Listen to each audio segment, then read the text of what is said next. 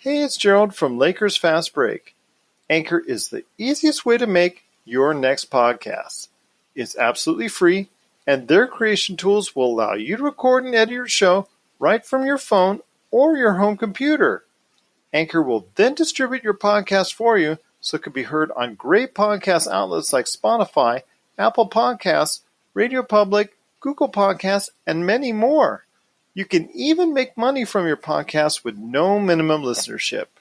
It's everything you need to make a podcast all in one place. So download the free Anchor app today or go to anchor.fm to get started on your next podcast.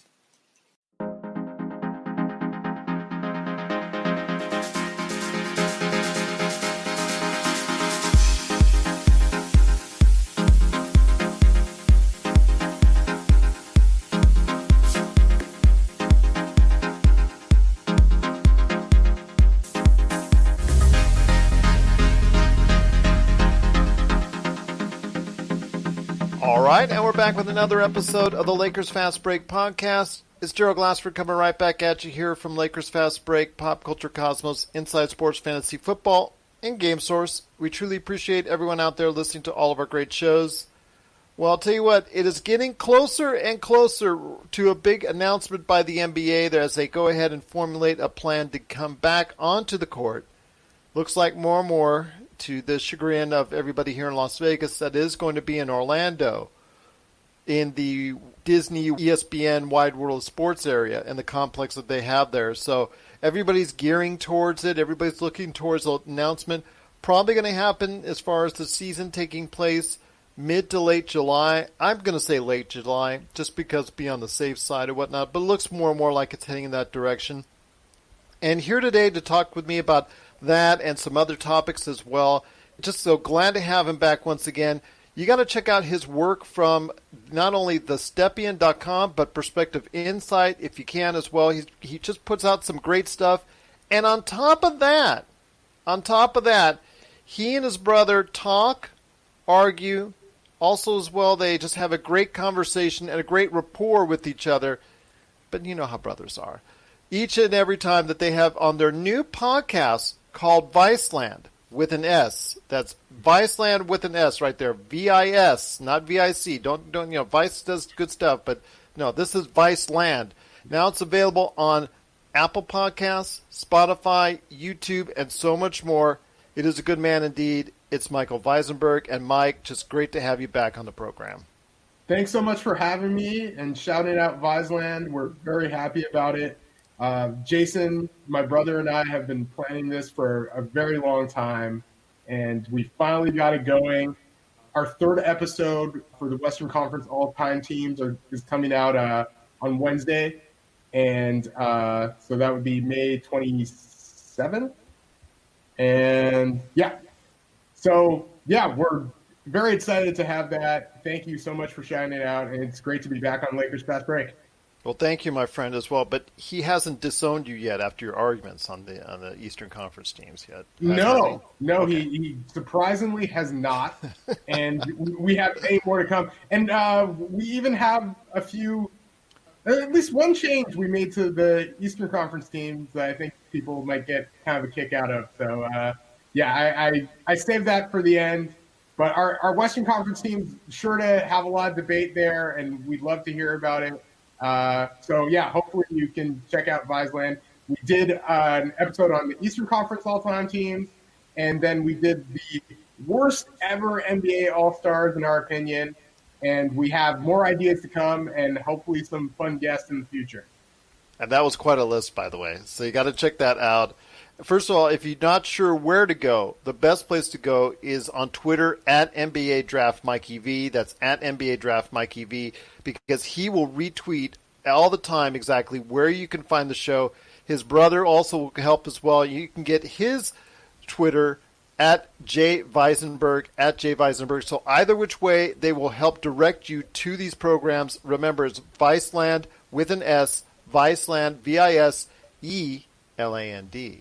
Ooh, that kind of flowed well there, you know. Yeah. Yes, there you go. But I'll tell you what, my friend, it's just great to have you here as we get closer and closer to a probable NBA season or whatever they're going to do, some type of truncated type deal that I don't know, there's still talk of possible regular season games, but it's kind of leaning, if you listen to all the reports out there, whether it's ESPN, The Athletic, or whoever you see, Yahoo and whatnot, that it's looking more and more like it would just involve either the 1-16 playoff teams in a 1-16 type scenario, or a play-in type scenario for the teams that are ranked 7 to 12 in each conference. I wanted to get your input and buy-in on this. Is this something that you prefer as far as just going with the teams that have a chance for the playoffs and just eschewing the other teams like Golden State, Atlanta, Detroit, the teams that have zero chance of doing anything productive for the rest of the season?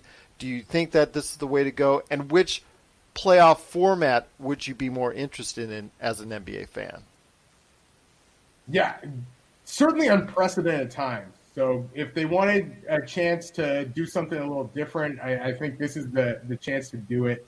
I saw Damian Lillard today saying that if he has no chance at the playoffs and they're just playing those last few games, he's not coming back. I don't think he's alone. I don't understand why teams would go through basically a month of training camp just to play like 5 or 6 games to end the season. It is about the money, though, when they consider that. The money definitely would be the one incentive to do so. But at the same time, if you're basically having a 6-game season to finish it out, I get not being too enthused about that. Yeah. Especially, when you take into account the health repercussions that go along with it, the fact that you're going to have to be likely quarantined at Disney Wild World of Sports and all those things go into it. So there's the money that goes into even making it happen has to be taken into account as well. And I think that's probably why the NBA seems to be leaning towards just doing the playoffs. And I know the whole thing was that they wanted to get to the magic number of 70 games so they didn't have to pay back the smaller market TV channels. Yeah, the regional networks and all that. Yeah, exactly. Yeah, the regional networks. So I think right now I like either the 1-16 playoff format or just doing like Eastern Conference, Western Conference playoffs. I do feel like they are going to need like a couple games or like some exhibition style games to get back into it. I've also heard of they're thinking of doing like the World Cup format of like group play. A lot of ways to go. I think the 1-16 sounds really interesting to me. And yes, it would be different. Would it be a typical NBA championship year? I don't think you're going to get that this year. So I think you just need to be happy with kind of what they come up with. And if they can get everybody together in one place, safe, and have this kind of playoff final, I think that's kind of the best case scenario at this point.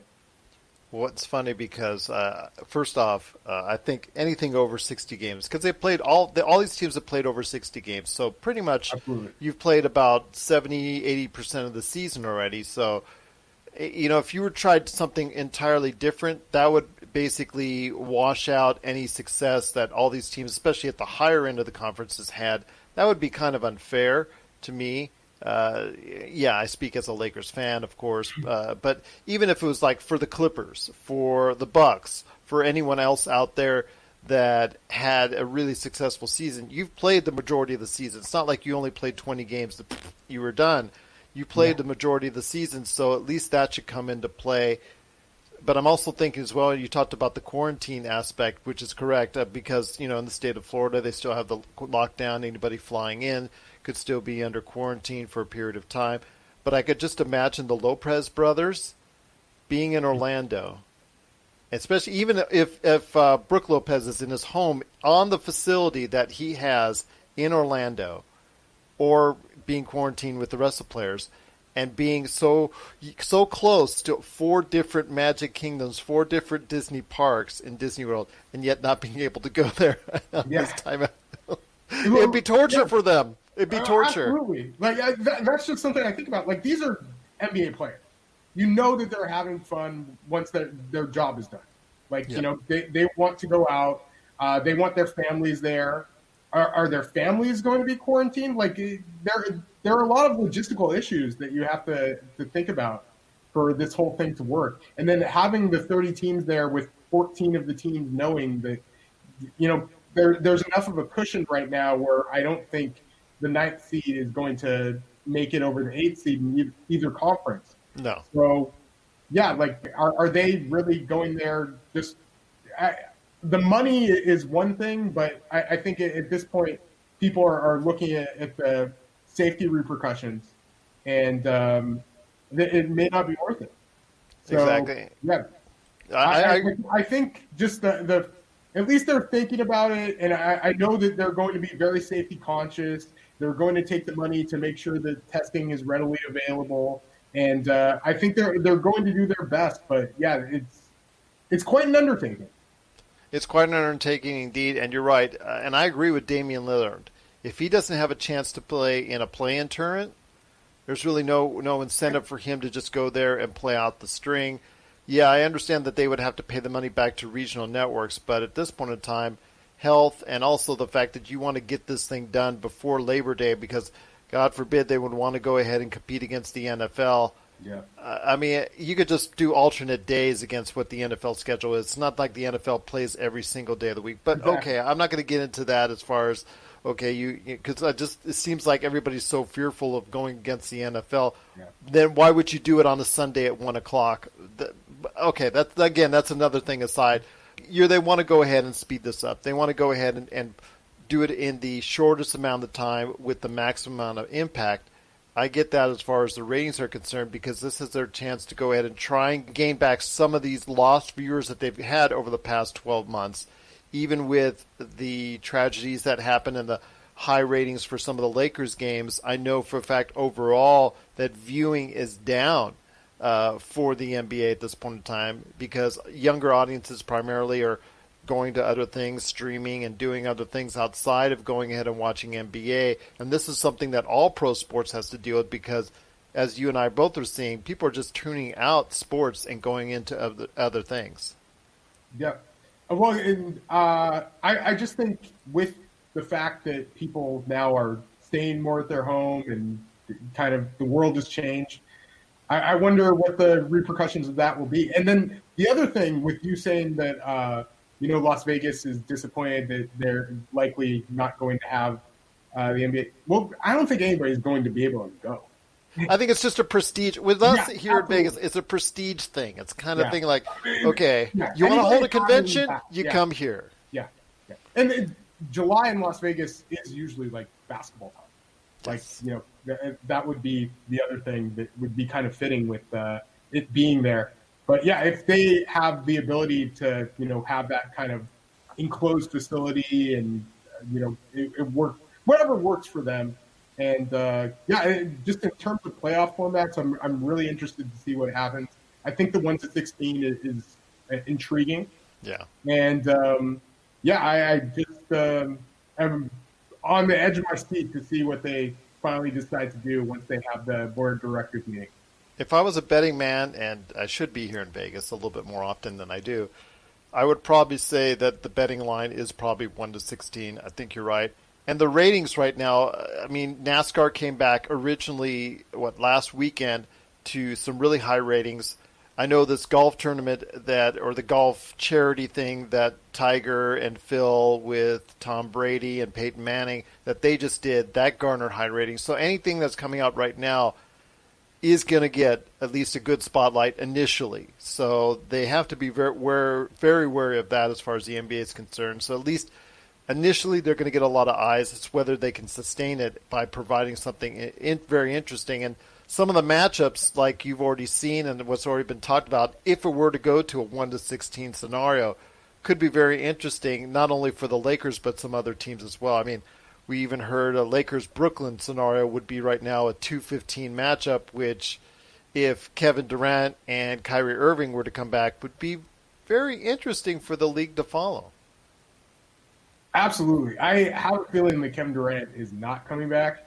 I think Kyrie certainly has a chance, but yeah, like Brooklyn would be a team that I don't think anybody would want to face if they had to all of a sudden go up against a Kevin Durant and Kyrie Irving combination, along with the talent that they already have on that team. Like I was looking at just some of the head-to-head matchups during the regular season, and the Lakers beat Brooklyn the first time they played them, but actually their last game before COVID-19 started was against the Nets without Kyrie.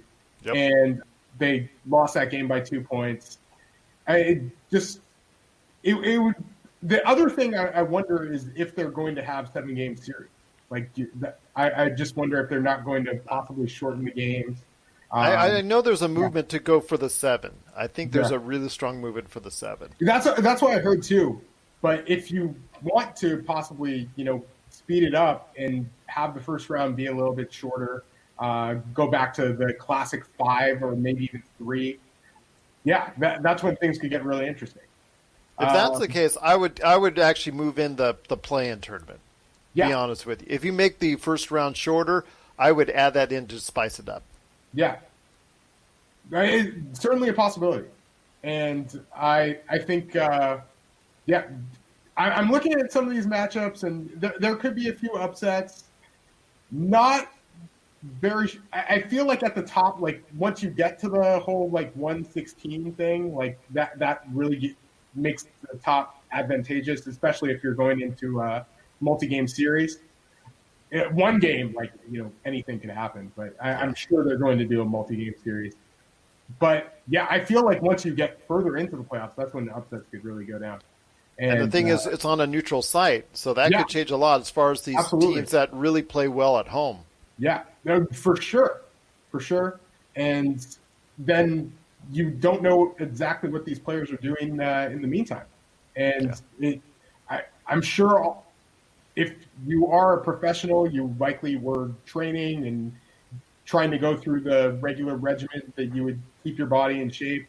I absolutely feel they need that month or maybe even more to get into shape and to get ready to play playoff level basketball, which is different from the regular season. A lot more grinding, a lot more half court. So yeah, wear and tear on the body for sure, and that's the other health factor that you need to take into account as well. Is you want to prevent injury, and I think that it could be a very interesting playoffs this year if this is what we go to. And it would be like a whole different ballgame. I don't know if they would be able to do anything like it again, but yeah, like this is definitely a year where they can experiment with this new concept. And, with the All-Star game, using the All-Star game draft, for instance, because the Eastern Conference was losing every year. Like this is a whole other thing where you could possibly have 2 Western Conference teams in the finals, or even 2 Eastern Conference teams in the finals. You could really see what would happen if they, for years, have been talking about this 1 through 16 system. Well, that's true, and it's something that's I know they talked about it. Again, it's during a normal scenario, you're talking about logistics and travel and things of that nature and how fair it is. But then again, Memphis is in the Western Conference. So, the NBA still hasn't gotten some things right that they still need to address at some point in time. But I kind of think that the 1-16 scenario works. But if they do make the first round shorter, then I think they need to go ahead and allow for a buy-in tournament to spice things up even more. But if they keep it at a full 7, then yeah, I would just go ahead straight into the playoffs. Maybe a couple warm-up exhibition games like you were talking about that obviously would get everybody started. I was talking to Raphael earlier this week about the preparation that's needed, anywhere from 4 to 6 weeks, because as you and I have seen in strike-shortened seasons, whether it's the NBA or NFL, we see a lot of hamstrings. Actually, Raphael was talking a lot about groin pulls, which is also something we see. A lot of these little nicks and knack injuries that we don't see normally at this point in time in the season because everybody's so used to a regular regimen. So I'm hoping they'll get enough time so that we don't see as much of this play out as I'm fearing it will be once we see the first week or 2 weeks, 10 to 14 days of this whatever schedule format that they ultimately end up doing, because I have a feeling we're going to see a lot of these little injuries because of the fact that some of these guys were just, they just didn't stay in shape. Yeah, we'd hope to just prevent as many of those as possible. And yeah, like the last thing you want to happen is for teams not to be on that equal playing field in terms of whoever is healthy. So, and then, the worst case scenario last year with Golden State, and that was wear and tear of the NBA season. But yeah, like losing two of the best players in the NBA during the NBA Finals was devastating, and you wouldn't want that to happen here. No, not at all. We're signaling the ref for a quick timeout, but we'll be back with more of the Lakers Fast Break podcast. Check out what's been going on with the Pop Culture Cosmos Show and the PCC Multiverse. I see the potential for basically like another Netflix kind of paradigm shift where here comes this other major player. They have a ton of resources. Apple could change the way that entertainment is consumed. They say it's the only time this year that you'll have stars from each brand battling each other, and we know it's not going to be the case, but they like to say that, and more power to them, I guess. Well, it's a big first step, bringing all those superheroes together. There were definitely some parts of the movie that I really enjoyed, and then there were some parts that I thought just kind of fell short of expectation. Part of it has to be something to do with how it's being promoted, and this is a thing where audiences do not agree with critics. That's the Pop Culture Cosmos Show. And the PCC Multiverse, every week on Apple Podcasts. And over a dozen of your favorite streaming and podcasting options. But I wanted to go ahead, and this was part of our agenda, but I think I'll throw it in here since we're staying on the subject. Do you see, let's just say we're going to go, Michael Visenberg is now the commissioner of the NBA, and he's spoken with the board of governors, and he's spoken with all the owners and all that, and spoken with the players, and the numerous amount of hours it's going to take to negotiate all this, and negotiated a 1-16 type format. In the scenario that you've already taken a look at and you've seen the potential matchups, do you see any playoff upsets, or do you see any upsets that really stick out to you, possibly something that, you know what, I think that's really going to work out in the favor of this team or that team because we're in a neutral court type scenario? Yeah, I'm just looking at things. I think that a lot of second round games would be very intriguing to me. As far as first round, I think Utah just announced that Bojan Bogdanovic is out for the rest of the year. So I certainly think, and then you also have to deal with the team chemistry there. There's no way they're going to be able to trade Donovan Mitchell or Rudy Gobert or do anything there. And apparently they are not on the best of terms. So I think Houston could win that one. And then as far as another one I was looking at, Celtics 76ers could at least be an interesting matchup. I was thinking the same thing. Yeah. I think the Celtics just seem to be really cohesive and have a great group, and Jason Tatum is taking that next step and is playing fantastic basketball. But yeah, Philly's so talented. Talented. That front court, with Joel Embiid, Al Horford, Ben Simmons. Philly is not going to be an easy out.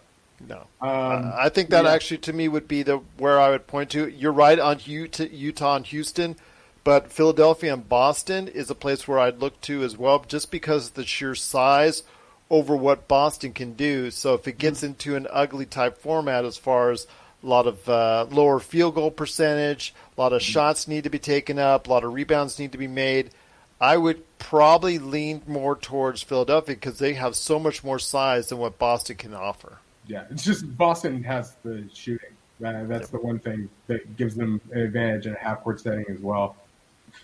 In second-round matchups, like I think that Denver Raptors game would be, or series would be really interesting.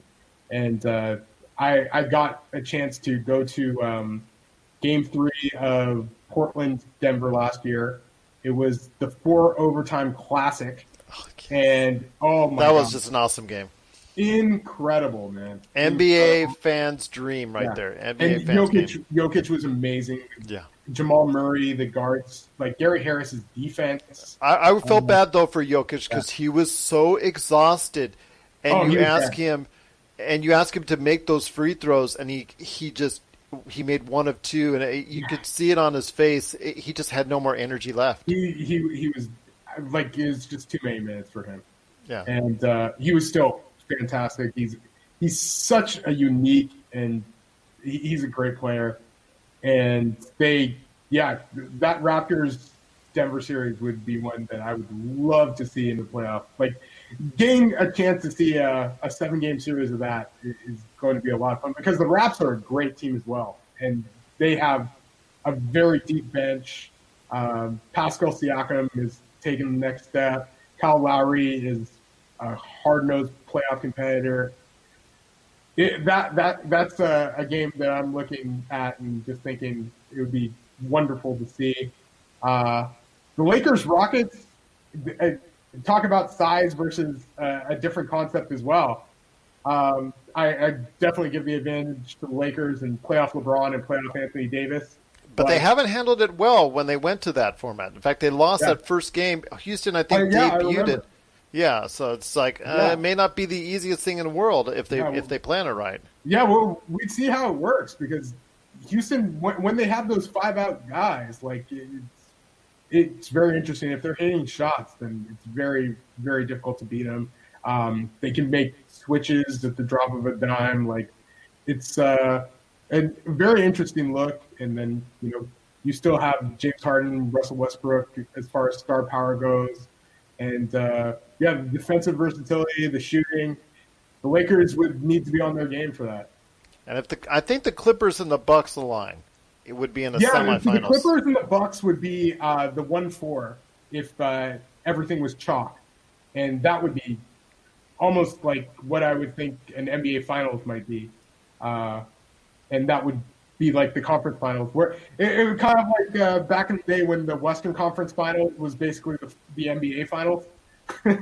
So yeah, which it almost was kind of the equivalent of the last few years. But yeah, you're looking at some of those matchups and the cross conference rivalries or interconference rivalries. It would be very cool.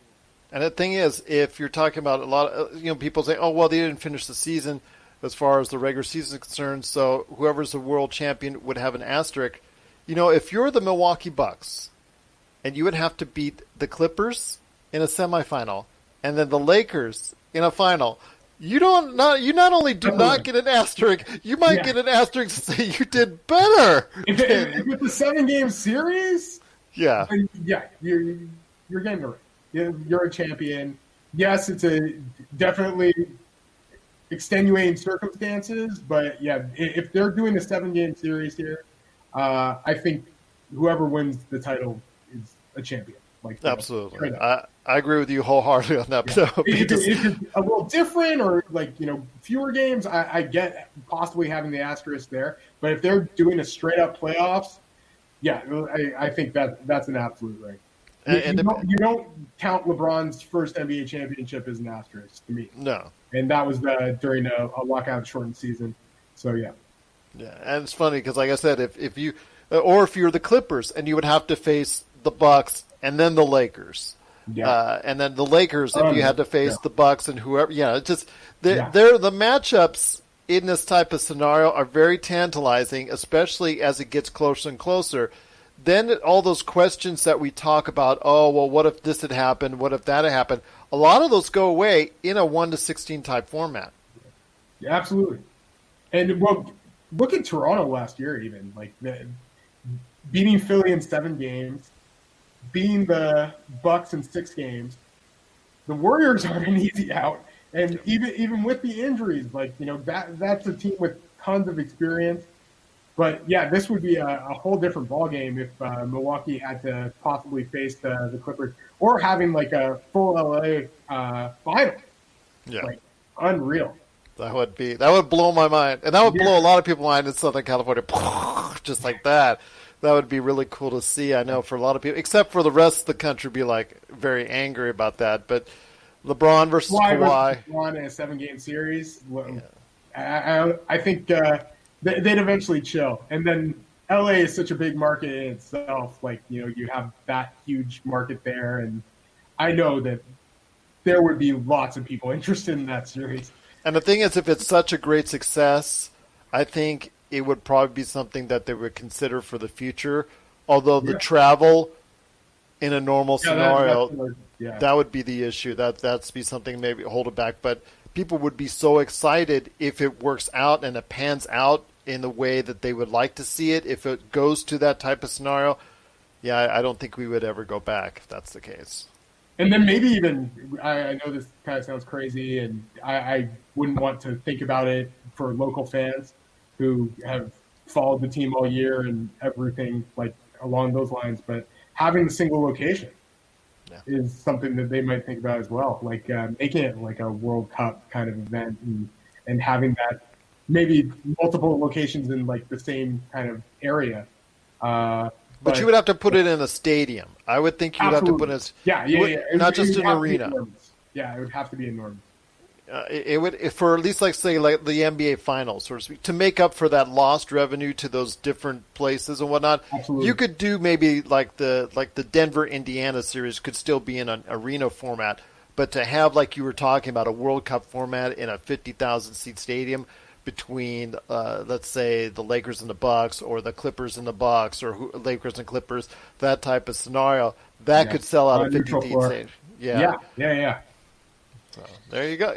You know what? You'd be a great commissioner. I'm going to talk to Adam Silver right now to say when he retires, he needs to go ahead and reach out to Twitter to @NBA Draft Mikey V to go ahead and he's got it running for us. He's doing a good job, but I'd be more than happy to come up with talk ideas with him and go over it. But I think whatever they're going to come up with is likely going to be pretty cool and just working for whatever we have left going on for the rest of the season. So let's say you take the job over from Adam Silver. Would your brother be always texting you with ideas from afar? I would hope so. Okay. I would need them. Either that or be like, hey, bro, I need tickets, man. I need tickets. Yeah, and then I'd just be like, he probably wouldn't even ask me for tickets. He'd just be watching at home. There you go. Oh, he'd be good there. We'll be back with more of the Lakers Fast Break podcast.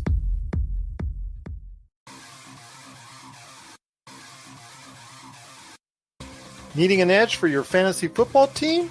Listen to the guys at Inside Sports Fantasy Football for insight that will help you reach your league championship. That's Inside Sports Fantasy Football. Check it out today on your favorite podcast outlet. Well, I'll tell you what, it's been great talking to you, but before we head on out, and once again I'm speaking to Michael Visenberg from the Stepien and Prospective Insight, plus also check out his great podcast with his brother that I just mentioned, Viseland with an S. Viseland with an S. You can catch it today on all your major podcast formats and on YouTube. They had a great conversation already on 2 occasions, so you got to check out their new podcast out. Please, Viseland with an S. But before we head on out, I want to go ahead and ask you, because you are one of our draft gurus that we bring on the show, and you did such a great job on our actually most popular episode that we've ever had, which is the mock draft, the first round.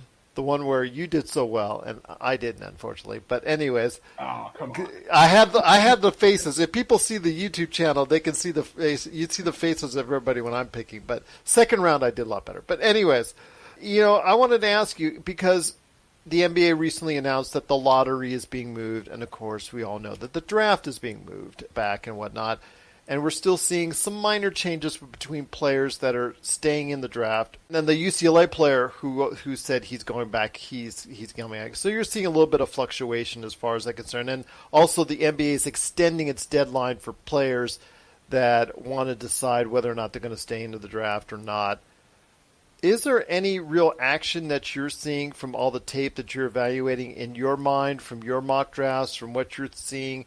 Any movement as far as players up or down in a dramatic way? Because I'm still seeing, even at this point in time, people reevaluating and evaluating and reevaluating, and on a second and third look, prospects still jumping down or up 10 to 12 spots I see on various mock drafts. Yeah, they're still going over guys and getting more information and then finding who's going to be staying in the draft. And it only takes one team to fall in love with a player. So, you saw like a few years ago, Bruno Caboclo going 20 in the draft. Like, the Raptors loved him. They were looking at him in the second round. They didn't think they would get him in the second round, and he ended up just going there at 20 because they were more interested in him than other players on the board. He is the famous 2 years away from being 2 years away. That was what Fran Fraschilla said. Yes. And he wasn't necessarily wrong. Bruno's still around, though. Yes. And, the Grizzlies, I think, correct? Grizzlies? I think he's with Memphis still. Yeah. But, yeah. Or somewhere along those. He's still in the NBA. He's still there. 2 years away. Still an intriguing guy. Still pretty young. But to answer your question, yeah, just looking at more film, some of the names that I'm hearing and liking maybe a little more. Nobody's going crazy or like just falling completely down my board or up my board, but some names that I'm really intrigued by. Alexei Pokusevsky. Just want to pinpoint him. A lot of people are very, very high on him, especially in this draft where, the star upside isn't necessarily out of this world for the top few players. And then there are a bunch of good role player possibilities. But if you want somebody to shoot for the stars with, you have a player like him who plays right now in the Greek second division for the most part with Olympiacos. And he is super intriguing due to the fact that he's 7 feet, 7'3" wingspan. He moves very, very well. And he can shoot in a bunch of different ways. He can shoot off of movement. He can shoot off the bounce. He's a really good passer.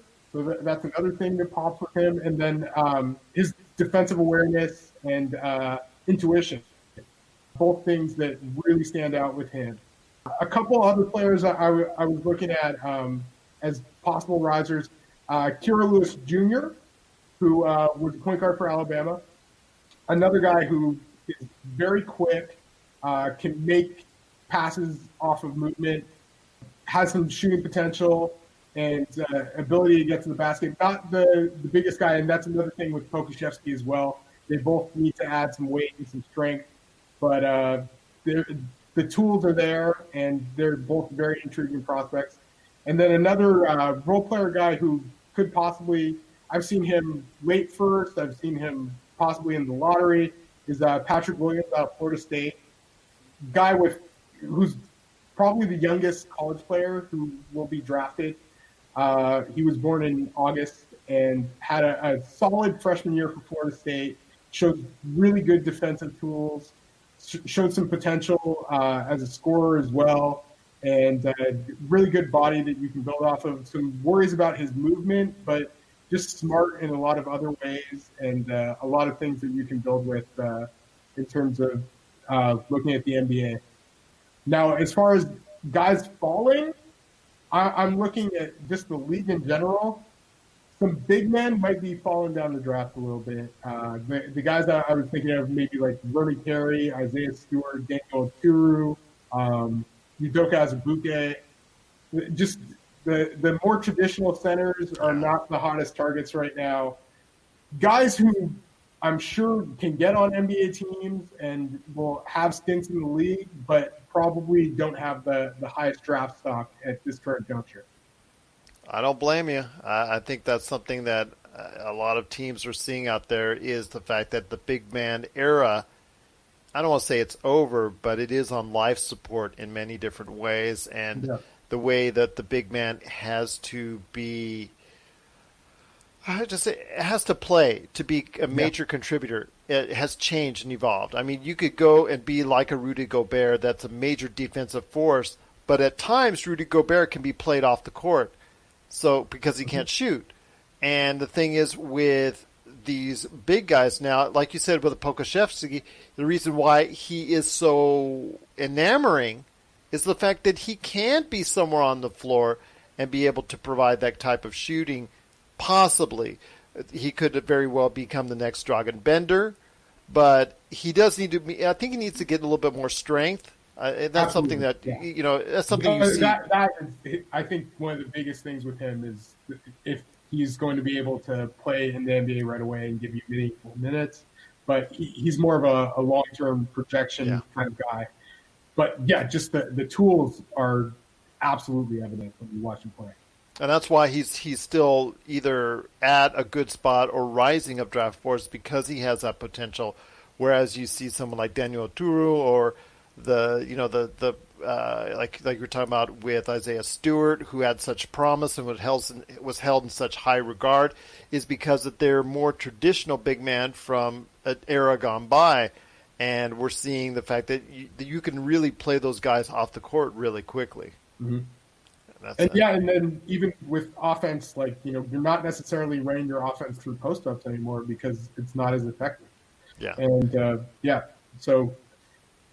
Just those factors. You want it. I don't think big men are gone, but they're looking for a different skill set, like you said. I think that they're looking for some different things. Now, all the guys that I mentioned can rebound. It's just the defensive factor. I think it is really big there. You want somebody that's versatile. They can possibly switch, or you need to be a really high-level rim protector, if so. And then, just otherwise, you're kind of dropping a backup big to play spot minutes.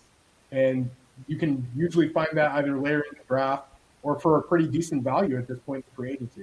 Because there's, to me, in my opinion, and correct me if I'm wrong, there is a very small amount of big men that can go out and guard on the perimeter. Because you and I see it all the time, where the little guard sees the 7-footer, he switched on him, and he backs him up, and he's toying with the 7-footer until the shot clock goes to 2 or 3, 1 or whatnot, and puts it up and puts it in.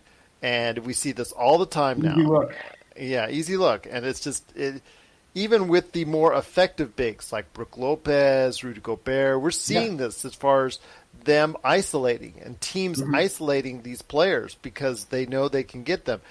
You're trying to find a big man who can serve both purposes, shoot decently at a decent clip, still be able to play inside and get you some rebounds and block shots on the defensive end, but be able to switch out and play effective enough defense on these guards. You're not asking for miracles. You're just asking to go ahead and not be played off the court. Get to the point where you're effective enough defensively where you can at least challenge enough shots to make sure that they don't go and exploit it as a major part of a flaw in your defense. Yeah, and just for playoff basketball, that's huge. And that's why those types of big men are becoming so valuable. And there aren't many of them. But, yeah, if you have one or you could possibly be one, then your draft stock is looking very good and you will be paid very handsomely. And that's true. It's funny because, JaVale McGee, you know him as the starting center for the Lakers, but he's in, 15, 20 minutes max. He's only put in a certain period of time. Same thing with Golden State when he was put in for certain specific times, certain for specific plays. But when he played in the finals, he was paired up and he was often switched upon by guards, and guards could not score on him because he was quick enough and athletic enough to be able to go ahead and contest the shot. Yeah. And that's what you need to see from a big person out there, a big man, for them to stay on the floor. They need to be able to go ahead and switch and be effective enough where they can contest the shot effectively and not from 10 feet out because you're so scared of them driving by you, but in where they can put a hand in their face. Yeah, that's the guy I even more think of with the Lakers is Anthony Davis. Yeah. Absolutely. Of course. You don't get much more versatile than him. Yeah. And if he's playing some minutes at center, it's tough to play him off the court because he's going to make you pay if you go small on him. Yeah. So, absolutely. That's why seeing two guys like Anthony Davis and LeBron James play together in the playoffs is top of my list. I absolutely I'm just dying to see that happen. I'm still, forgive me, I'm wiping my face because I'm salivating at that prospect right now. Absolutely. So, yeah, it's just something, as a Lakers fan, I don't want to get too pumped up because then I'll be burnt out by late July or late, August by when it finally really happens. So I'm just trying to keep calm, keep controlled, and got like playoff Danny Green too. Yeah, I'm hoping for that. I'm very, very intrigued. Playoff Rondo, I don't know about that. Yeah. We're not going there. Yeah, we're not going there. Believe that's Playoff Caruso. Yeah, How about that? exactly. Playoff Caruso. I mean, you could just hear my first 20 episodes about Playoff Rondo and what I think of that. But need I digress? Kyle Kuzma. Now, Kyle Kuzma can't shoot anymore like he used to, but he has been playing better defense. So, this could be a time where he could be effective. And I know some people are snickering out there as far as Lakers fans, but as someone who has really improved from being a joke on the defensive end to this season actually being challenged to guard the Russell Westbrooks and wings and bigger guys as well, he's been given that task, and he's done a formidable job, so he could find himself doing something like that in a playoff run, even with his shot as struggling as it is. Yeah, and, he's going to get you buckets off the bench anyway. Like, we know that he can create at least a bit for himself, and he's another viable scoring option for the team. So, yeah, he'll absolutely be relied upon. Gosh, if he could only find that shot he had in Summer League. Yeah, if only. Hopefully he's been working on it. That's the thing we're going to find out, who has the ability to get their training done during this quarantine time. Who did the workouts and who didn't. I can still see one or two players coming back and they've got this, this like pot belly from having too much home-cooked meals and things of that nature. That would be like the 98-99 lockout where we saw that happening. Exactly. Well, my friend, it's been great talking to you as always. I cannot thank you enough for spending some time with me today. But before we head on out, please, once again, pitch that awesome podcast that you and your brother have known as Viseland. With an S, everyone out there. With an S. Viseland, like Visenberg. You can find out what the Visenberg brothers are up to. You can also follow us on Twitter at Viseland, Viseland. And as far as Prospective Insight, we have more Q&As coming out. Definitely check out the Stepien. Those guys are doing some fantastic scouting reports as well. And, Viseland, new episodes every Wednesday. We should have some good stuff coming out for you, and hopefully you check it out. Feel free to leave us a comment, review, 5 stars only, please. And beyond that, just thank you so much again, Gerald, for having me on Lakers Fast Break. No problem. Glad to do it, my friend. 5 stars for 5 stars. Same thing with us here. Please, if you can, give us that 5-star review on Apple Podcasts. If you have any questions, at Lakers Fast Break on Twitter or LakersFastBreak@yahoo.com. And I thought I had already followed you on Twitter on Viseland. I did just now, just as you were saying it. So, like I said, if you want to know the latest and greatest, go to @Viseland, Viseland, to find out all the great things going on with Viseland. Well, my friend, it's been great talking to you. I cannot thank you enough. I want to have you back on soon, talking more great basketball talk, draft talk, NBA talk, and even some stuff about your brother. If you want to go ahead and talk some smack on, on him on the side there, that he'll have to listen to it just to make sure. But you two guys just have some great rapport, and I just love to listen to your show. But to tell you what, it's just so great to have you on, whether or not you talk some smack about your brother, right here on the Lakers Fast Break podcast.